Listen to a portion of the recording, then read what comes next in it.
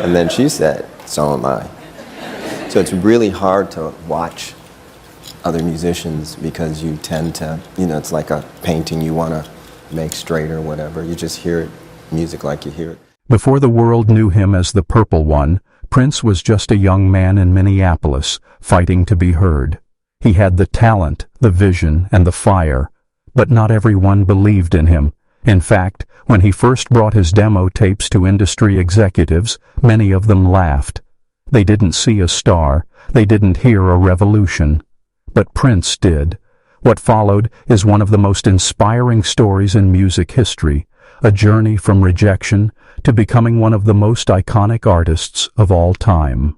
Prince Rogers Nelson grew up in a modest Minneapolis neighborhood, surrounded by music. His father was a pianist, his mother a jazz singer, and little Prince absorbed every note. From an early age, he knew he wanted to make music that wasn't just songs, but a world of sound. He taught himself piano, guitar, and drums, spending hours locked away in basements and rehearsal rooms. But Minneapolis wasn't exactly the center of the music industry. Still, Prince believed he didn't need Los Angeles or New York. He just needed someone to listen. And so he began creating demos that he hoped would change everything. At 18, Prince had already written dozens of songs. He scraped together money to record his first demo tape. It wasn't polished, but it showed his unique mix of funk, rock, and soul. He handed it to a local manager, who took it to executives in Los Angeles. Their reaction? Laughter. They thought the songs were strange, too experimental. Some even said Prince didn't have the voice or charisma to be a star. That rejection stung, but Prince didn't give up. Instead, he went back home, locked himself in a studio, and decided he'd make something they couldn't laugh at. Determined to prove himself, Prince used every dime he had to book time in Minneapolis's Moon Sound studio. But instead of hiring musicians, he did everything himself.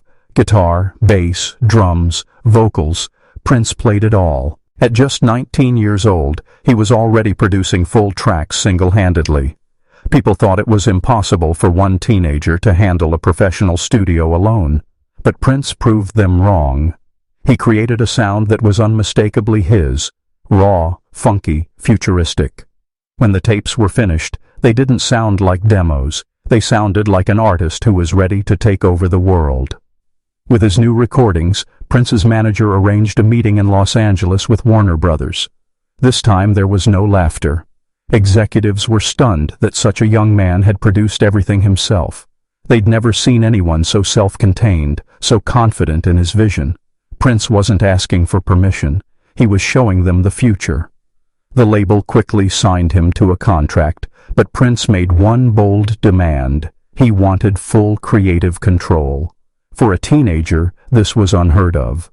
But he refused to compromise, and Warner Brothers, sensing his genius, gave him the freedom he demanded. In 1978, Prince released his debut album, For You. Every instrument, every vocal, every layer of sound was him. While the album wasn't a massive commercial success, it proved his point. He was more than a singer, he was a one-man band. Critics began to notice his talent, and whispers spread through the industry about this strange, mysterious young man from Minneapolis. Still, Prince wasn't satisfied. He wanted to create something bigger, something that would not just get attention, but force the world to understand what he was about. That ambition set the stage for what came next. By the early 1980s, Prince had a new vision, to form a band that could bring his music to life in a way that was even more powerful than the studio. He recruited musicians who could match his intensity, and soon, the revolution was born. This wasn't just a backup band. It was an extension of Prince's identity. Together they pushed boundaries, blending funk, rock, and new wave. Prince wasn't just aiming for hit records. He was building a cultural movement. The same industry that once laughed at his demos was now struggling to keep up with him. In 1984, Prince released Purple Rain with the Revolution. It wasn't just an album. It was a film, a soundtrack, a cultural explosion. Songs like When Doves Cry and Let's Go Crazy topped the charts. while his flamboyant style and electric performances captivated the world. The boy who had been dismissed as too weird was now redefining music, fashion, and performance all at once. The album sold millions, the movie won an Academy Award, and Prince became a global icon. The laughter had long stopped, replaced by awe. Prince had turned rejection into one of the greatest comebacks in music history. As his fame grew, Prince never forgot those early rejections. Instead of bitterness, he used them as fuel. He worked harder than anyone, often spending days without sleep, recording until his band couldn't keep up. He was relentless because he knew what it felt like to be doubted, and every time he stepped on stage, he proved the doubters wrong. His shows weren't just concerts, they were experiences, unpredictable, electrifying, and impossible to ignore. Prince had created his own lane in music, and nobody could ever box him in again. Looking back, it's almost unbelievable that anyone ever laughed at Prince's demos. Those rough tapes were the seeds of a revolution. Without that rejection, he might never have pushed himself to play every instrument, demand creative control, or build the revolution. In a way, the laughter gave him strength. It taught him that if he wanted to be great, he couldn't wait for validation. He had to believe in himself, even when no one else did. That lesson would shape not only his career, but also the way countless artists after him approached their music. By the time of his passing in 2016, Prince had become more than a musician. He was a symbol of independence, creativity, and fearlessness. The executives who once dismissed him had been proven wrong 1,000 times over. He had sold over 150 million records, inspired generations, and left behind a legacy that continues to influence music today.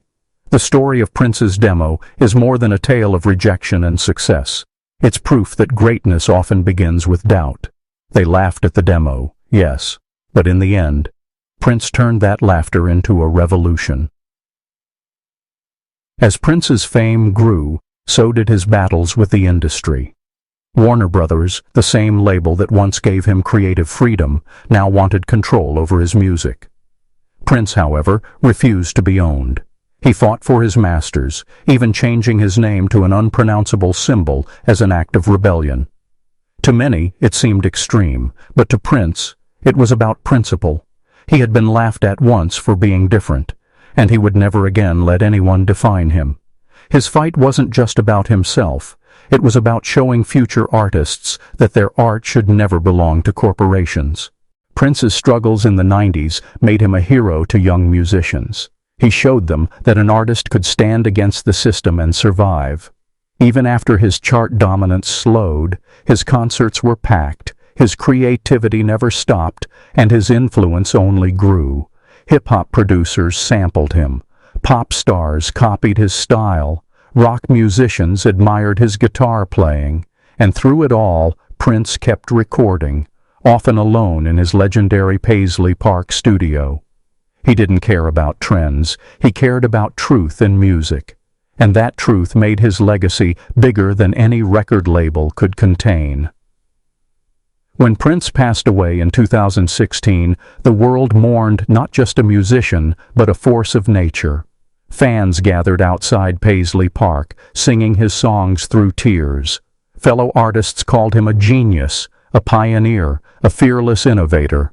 From the boy who once handed out demos and got laughed at, he became one of the greatest artists of all time. His story reminds us that rejection isn't the end, it's the beginning of something greater.